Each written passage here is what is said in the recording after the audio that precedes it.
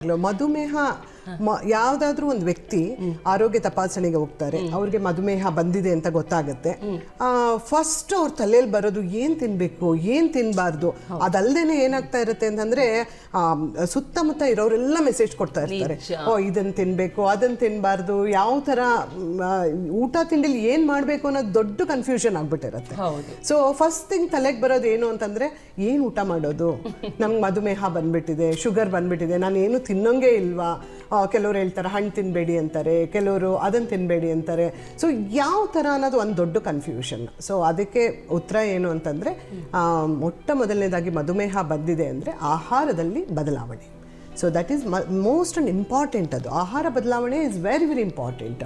ಅದ್ರ ಜೊತೆಗೆ ವ್ಯಾಯಾಮ ಅಂತ ಹೇಳ್ತೀವಿ. ಸೊ ಇದೆರಡರ ಜೊತೆಗೆ ಕಾಂಬಿನೇಷನ್ ಆಗಿ ಮೆಡಿಸಿನ್.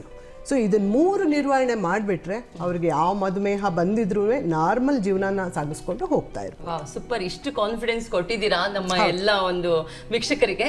ಹಾಗಾದ್ರೆ ಈ ಮಧುಮೇಹಿಗಳಿಗಾಗಿನೇ ತಯಾರಿಸುವಂತಹ ಯಾವ ಅಡುಗೆ ನೀವು ಮಾಡಿ ತೋರಿಸ್ತಾ ಇದ್ದೀರಾ?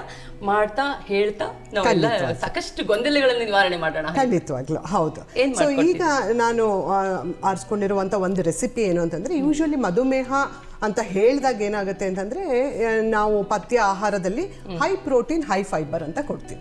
ಸೊ ಯಾಕೆ ಹೈ ಫೈಬರ್ ಹೈ ಪ್ರೋಟೀನ್ ಕೊಡಬೇಕು ಅಂತಂದ್ರೆ, ಈ ಶುಗರ್ ಏನಾಗುತ್ತೆ ಹೋದ ತಕ್ಷಣ ಎಲ್ಲ ಆಹಾರದಲ್ಲೂ ಒಂದು ಸಕ್ಕರೆ ಇರುತ್ತೆ, ಆ ಸಕ್ಕರೆ ಸ್ಪೈಕ್ ಆಗುತ್ತೆ. ಆ ಸ್ಪೈಕ್ ಆಗದೆ ಇರಂಗೆ ಒಂದು ಕ್ಲಾದಿಂಗ್ ಅಂತ ಕರಿತೀವಿ.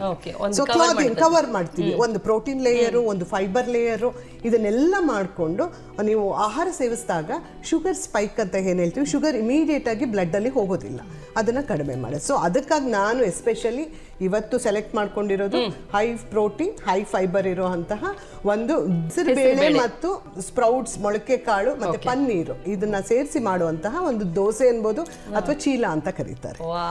ಸೊ ಯೂಶುವಲಿ ಇದಕ್ಕೆ ಮೂಂಗ್ ದಾಲ್ ಪನ್ನೀರ್ ಸ್ಪ್ರೌಟೆಡ್ ಚೀಲ ಅಂತ ಸೊ ಇದರ ಹೆಸರು ಇದು. ಪ್ರೋಟೀನ್ ದೋಸೆ. ಪ್ರೋಟೀನ್ ದೋಸೆ ಮಾಡುವ ವಿಧಾನ: ನೆನೆಸಿದ ಹೆಸರು ಬೇಳೆ 1 ಬಟ್ಟಲು, ಜೊತೆಗೆ ಮೊಳಕೆ ಬರಿಸಿದ ಹೆಸರು ಕಾಳು, ಅಲಸಂದೆ, ಕಡಲೆಕಾಳು, ಹುರುಳಿಕಾಳು ಈ ಎಲ್ಲದರ ಮಿಶ್ರಣ 1/4 ಬಟ್ಟಲು, ಹಾಗೂ ಸ್ವಲ್ಪ ಕೊತ್ತಂಬರಿ ಸೊಪ್ಪು, ಹಸಿಮೆಣಸಿನಕಾಯಿ 2 ರಿಂದ 3, ಕಾಳು ಮೆಣಸು ಅರ್ಧ ಚಮಚ ಇಷ್ಟನ್ನು ಹಾಕಿ ದೋಸೆ ಹದಕ್ಕೆ ರುಬ್ಬಿಕೊಳ್ಳಿ.